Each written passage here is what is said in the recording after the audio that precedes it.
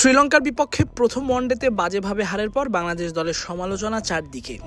5 রানের মধ্যে 7 উইকেট পড়ে যাওয়াটা ক্রিকেট ইতিহাসের সবথেকে বাজে ধসের রেকর্ড। এমন লজ্জার রেকর্ডে বারবার কাঠগড়ায় উঠছে বাংলাদেশের ব্যাটিং। ব্যাটারদের বাজে পারফরমেন্স চোখে আঙুল দিয়ে দেখাচ্ছে ঠিক কতটা উন্নতি প্রয়োজন।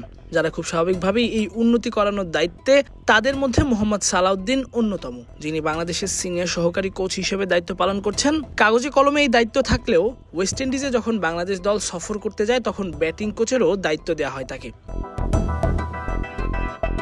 শ্রীলঙ্কার সঙ্গে প্রথম ওয়ানডে ধরে হিসেব করলে দেশসেরা কোচ সালাউদ্দিন এখন পর্যন্ত জাতীয় দলের সঙ্গে আছেন 7টি ওয়ানডে ম্যাচ ধরে।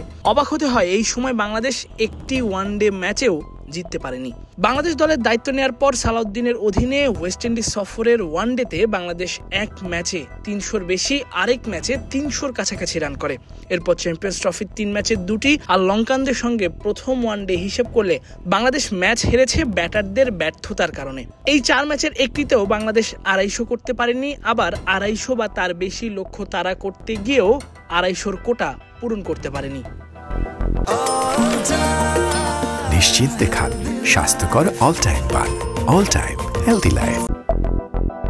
প্রধান কোচ হিসেবে দায়িত্ব নেওয়া ফিল সিমন্সের বেলাতেও পরিসংখ্যানটা একই। আফগানিস্তানের বিপক্ষে বরং ওয়ানডে সিরিজে হারের লজ্জা এই কোচের নামের পাশে। চান্ডিকা হাথুরুসিংহের বিদায়ের পর সাউথ আফ্রিকা সিরিজ থেকে দায়িত্ব নেওয়া সিমন্সের অধীনে বাংলাদেশ টেস্ট টি-20তেও পরিসংখ্যানগতভাবে ভালো করতে পারেনি। 8 টেস্টের মধ্যে মাত্র 2টিতে জিতেছে, 2টিতে ড্র, বাকি 4টি হারের মধ্যে 3টিতেই ইনিংস ব্যবধানে হার। অর্থাৎ ব্যাটারদের বাজে পারফরমেন্স টেস্টেও দেখা গেছে সহকারী কোচ সালাউদ্দিন থাকার পরেও। সিমন্স সালাউদ্দিনের অধীনে বলার মতো সাফল্য, ক্যারিবিয়ানদের বিপক্ষে 3-0-তে টি-20 সিরিজ জয়, কিন্তু আরব আমিরাতের বিপক্ষে সিরিজ হার, পাকিস্তানে ধবল ধোলাই সেই অর্জনকেও ফিকে করে দিয়েছে।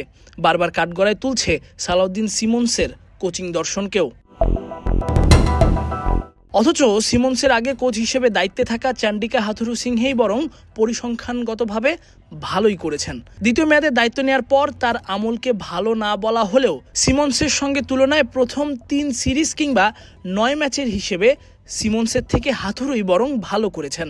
2023-এর জানুয়ারিতে দ্বিতীয় মেয়াদে দায়িত্ব নেওয়ার পর হাথুরুর অধীনে প্রথম 8 টেস্টের 5টিতে জিতেছে বাংলাদেশ। এর মধ্যে পাকিস্তানের টেস্ট সিরিজ জয় বাংলাদেশের সবথেকে বড় অর্জন। নিউজিল্যান্ডের বিপক্ষে টেস্ট সিরিজও বাংলাদেশ ড্র করে হাথুরুর প্রথম 3 সিরিজের একটিতে।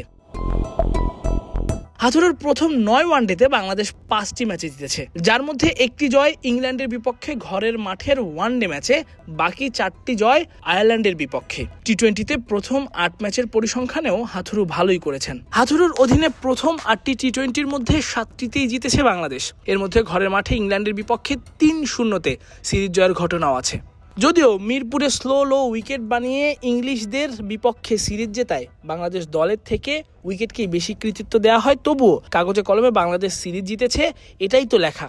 তাই তো বলতেই হয়, দায়িত্ব নেওয়ার শুরুতেই দেশসেরা কোচ সালাউদ্দিন যেমন ব্যর্থ হয়েছেন বাংলাদেশের ব্যাটারদের সাফল্যের পথ বাতলে দিতে, তেমনি সিমন্সও পারেননি তার 400-রও বেশি ম্যাচের কোচিং অভিজ্ঞতা কিংবা বিশ্বকাপ জয়ের অভিজ্ঞতা বাংলাদেশের ক্রিকেটারদের বেলায় খাটাতে।